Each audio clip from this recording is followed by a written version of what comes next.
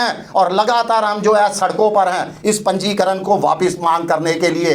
पिछले साल भी पंजीकरण लिया गया था 220 रुपए, हम लोगों ने धरने प्रदर्शन किए। ये पंजीकरण को वापस लेने की वादा नहीं करते मगर हिंदूवादी होने का वादा करते हैं। इनका हिंदूवादी भी पूरा ढोंग है, मात्र वोट बैंक की राजनीति है। मैं तमाम जनता से अपील करूंगा इनके भाषणों को नजरअंदाज करें, क्योंकि इनका जो 400 वाला वो गुब्बारा था ना, उसकी हवा पूरी तरह से निकल चुकी है। आपसी भाईचारे को कायम रखें, छुपा हुआ नहीं है। ये किस बात का दावा करते हैं? वार्षिक अमरनाथ यात्रा चलती है, मात्र साल में 40 से 50 दिन। उस अमरनाथ यात्रा पर भी ये जजिया कर लेते हैं, पंजीकरण वसूल करते हैं और लगातार हम जो है सड़कों पर हैं इस पंजीकरण को वापस मांग करने के लिए। पिछले साल भी पंजीकरण लिया गया था 220 रुपए, हम लोगों ने धरने प्रदर्शन किए। ये पंजीकरण को वापस लेने इनके भाषणों को नजरअंदाज करें, क्योंकि इनका जो 400 वाला वो गुब्बारा था ना, उसकी हवा पूरी तरह से निकल चुकी है। आपसी भाईचारे को कायम रखें।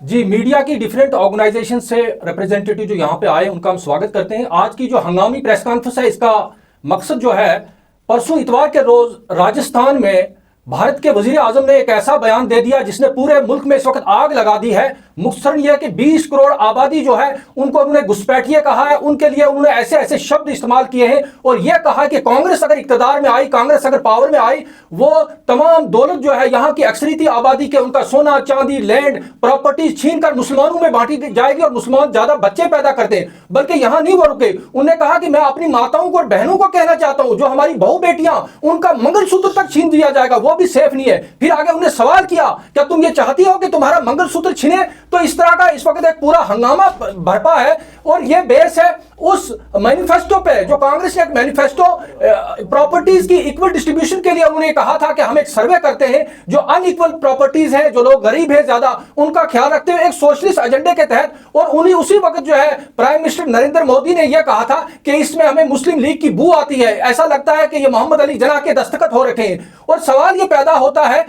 कि पिछले जब से भारत आजाद हुआ किसी प्राइम मिनिस्टर ने इतना लो नहीं दिया, इतनी हेड स्पीच किसी प्राइम मिनिस्टर नहीं दी। अब इस तरह के अलग अलग एनालिसिस आ रहे हैं। कुछ लोग तो ये कह रहे हैं कि जो वोटिंग का पहला राउंड है शायद ये हार चुके हैं, तब ये वोट ऑफ फ्रस्ट्रेशन ऐसी बात कर रहे हैं। लेकिन सवाल ये पैदा होता कि 20 करोड़ की आबादी को आप घुसपैठिए बता रहे हैं, आप एक यहाँ की मेजॉरिटी कम्युनिटी को प्रोवोक कर रहे हैं ताकि वो उन पर अटैक करें, तो ये बहुत ही निंदनीय है। पूरे वर्ल्ड में इसकी निंदा हो रही है, मजम्मत हो रही है। आप देखिए आज की तारीख में जो है वर्ल्ड की हेडलाइंस हिट कर रही है ये न्यूज और पूरे इंडिया में। और इसके बाद में जब से ये वाक़ा हुआ इतवार के रोज जालोर और बंसवाड़ा जो अपना राजस्थान की लोकसभा निशस्तें हैं वहां पे अपने कैंडिडेट्स के हक में ये कैंपेन कर रहे थे, तब से अभी तक जब हम प्रेस कॉन्फ्रेंस दे रहे हैं, मैं देख रहा हूं कि 3200 representation election commission of India को की गई है थ्रू मेल्स और डिफरेंट कम्युनिकेशन, और उनसे स्टर्न एक्शन करने की बात की गई है कि यह कॉन्स्टिट्यूशन पोस्ट पर बैठा हुआ एक प्राइम मिनिस्टरशिप की कुर्सी पर बैठा हुआ एक शख्स इस हद तक जा सकता है, इतनी मुनाफरत और हेट स्पीच दे सकता है।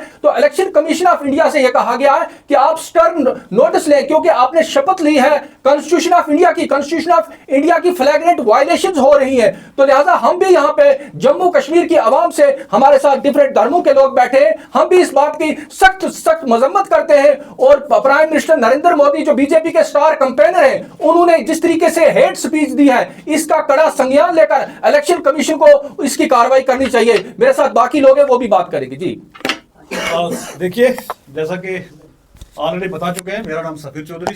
मेरे को आज आपके द्वारा आपके थ्रू सिर्फ प्रधानमंत्री से ये रिक्वेस्ट करनी है कि आप प्रधानमंत्री सिर्फ यहाँ किसी एक कम्युनिटी के नहीं हैं, आप 140 करोड़ हिंदुस्तानियों के प्राइम मिनिस्टर हैं। और बहुत दुख से और बहुत तकलीफ महसूस हो रही है कि हमारे 140 करोड़ लोगों का प्रधानमंत्री जो है वो इस तरीके की बात करे। इसको हम कंडेम करते हैं, इसका खंडन करते हैं। ये हिंदुस्तान ने ना कभी बर्दाश्त किया है, ना आगे बर्दाश्त किया जाएगा।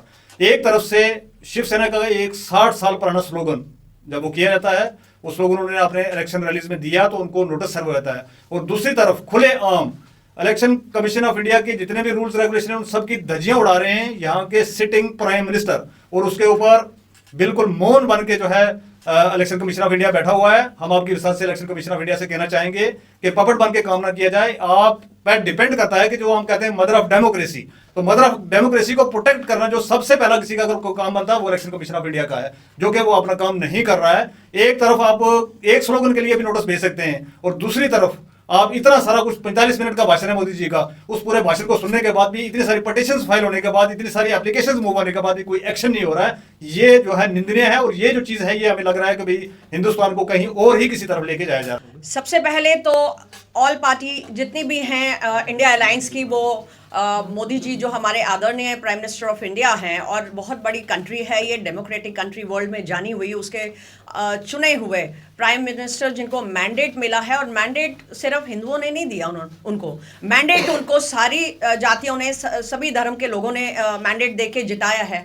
बड़ी विडंबना है, और मैं अपने प्रेस कॉन्फ्रेंस के माध्यम से और अपनी पार्टी आम आदमी पार्टी की तरफ प्रवक्ता होने के नाते ये कंडेम मैं करती हूँ जो जिस तरह की स्टेटमेंट आ रही है। नंबर वन, मैं आपको बताऊं, अभी थोड़े दिन पहले उन्होंने अभी जगह जगह जाके वो अपनी पार्टी के लिए वोटों की भीख तो मांग रहे हैं, पर आप जानते हैं जो लैंग्वेज वो यूज कर रहे हैं, अभी 2-3 दिन पहले उन्होंने जो लैंग्वेज यूज करी है कि ये सारे के सारे अलायंस वाले जो हैं बाद में एक दूसरे के कपड़े फाड़ेंगे, एक दूसरे के बाल नोचेंगे, और अब ये कहना हमारी बहनों से कि आपके मंगलसूत्र भी ले लेंगे, या सोना इकट्ठा करेंगे और ये सारा हिंदुओं में बांट देंगे, बाकी जनता में बांट देंगे। बड़ी शर्म की बात है कि एक इतना बड़ा डेमोक्रेटिक कंट्री का प्राइम मिनिस्टर, जिसकी वर्ल्ड में आज अगर आप हेडलाइंस देखें तो वर्ल्ड के सारे कंट्रीज जो हैं वो थू कर रही हैं, इस लो लेवल तक प्राइम मिनिस्टर ने पहुंचा दिया है। और सबसे बड़ी बात है, ये कह रहे हैं कि नहीं, अभी आपने अमित शाह जी की स्टेटमेंट सुनी होगी कि नहीं हम तो संविधान नहीं बदलेंगे, हम ये नहीं करेंगे।